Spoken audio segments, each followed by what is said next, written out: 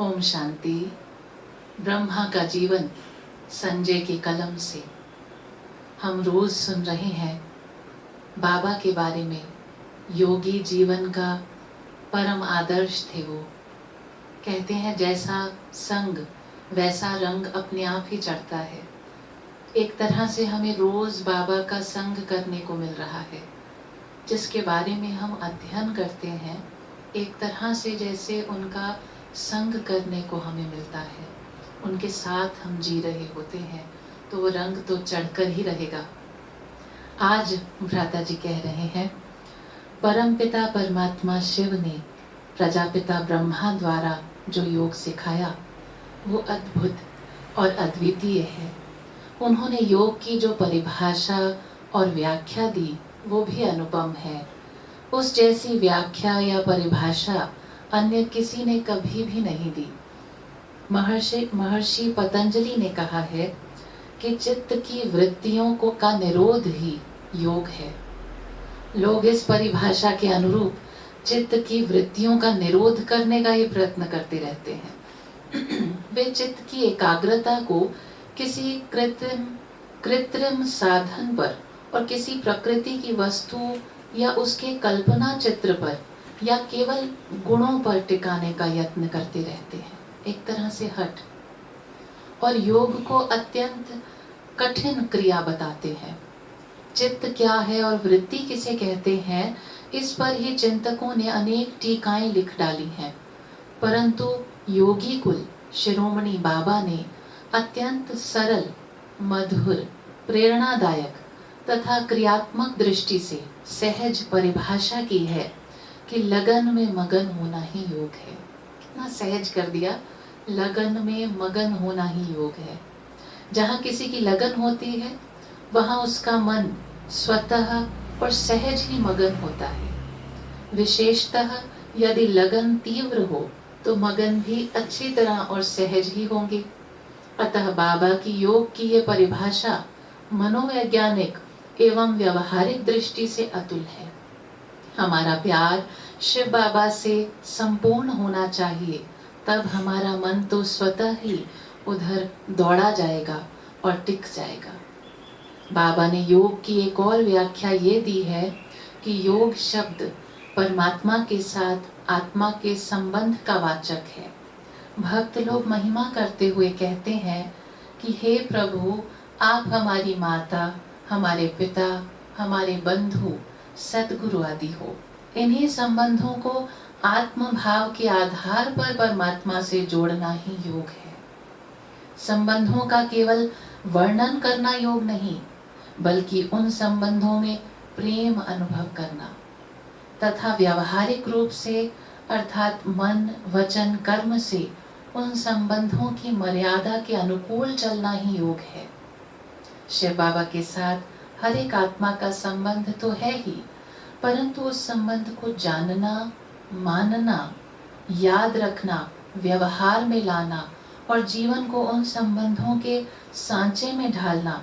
और विशेष बात यह है कि उन सभी संबंधों के प्रेम समूह में समा जाना अर्थात उनसे विभोर हो जाना ही योग है।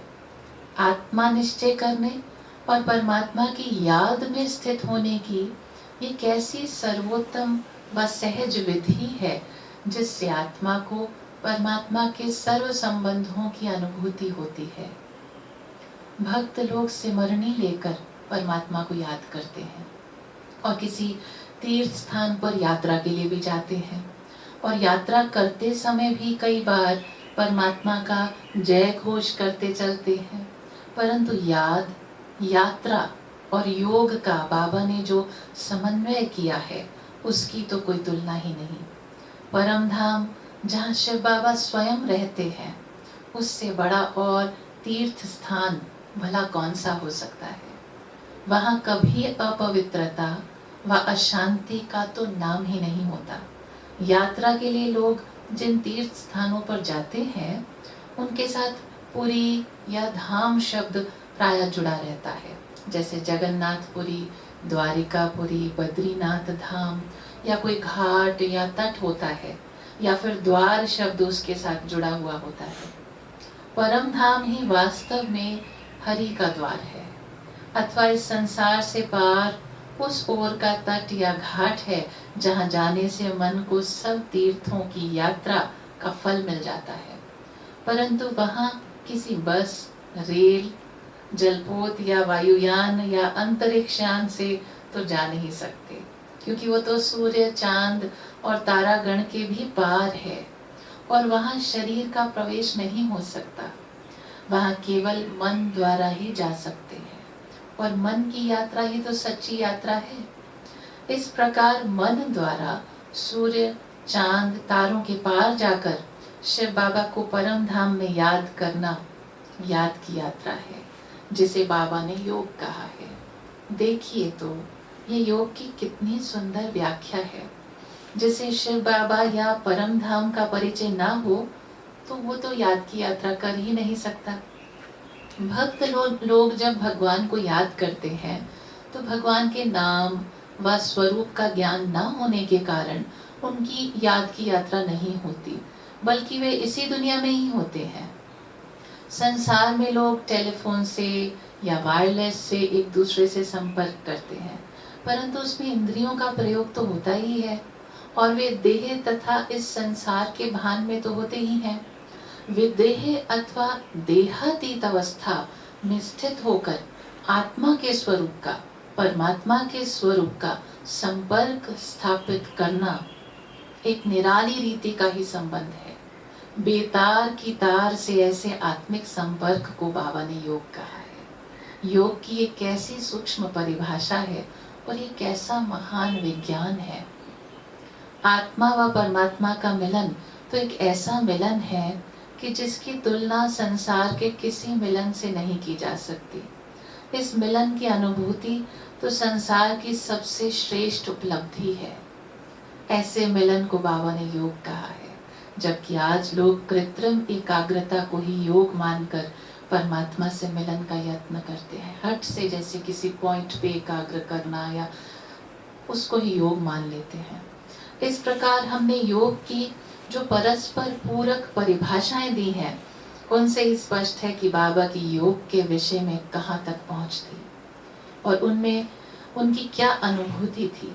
वास्तव में जिन्होंने उनका संपर्क किया वो इस बात को भली भांति जानते हैं कि बाबा ने भाषा, दर्शन, व्याकरण आदि को सामने रखकर योग की परिभाषाएं नहीं दी, बल्कि अनुभव के आधार पर योग के विषय को स्पष्ट करने के लिए उन्होंने ये महावाक्य उच्चारण किए हैं।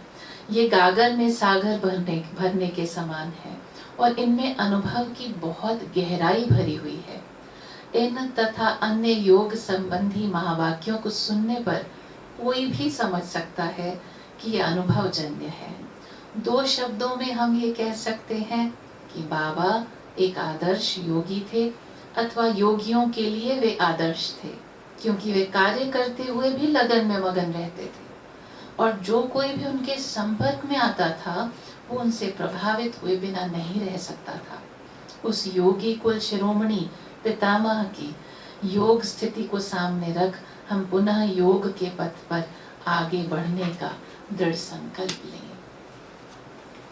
योगी क्या होता है, कैसा होता है, यह हम बाबा के जीवन से सीख रहे हैं। बाबा हमें भी ऐसा योगी बनना ही है, लगन में मगन अवस्था को प्राप्त करना ही है। इस संकल्प के साथ आज इतना ही। Thank you. ओम शांति।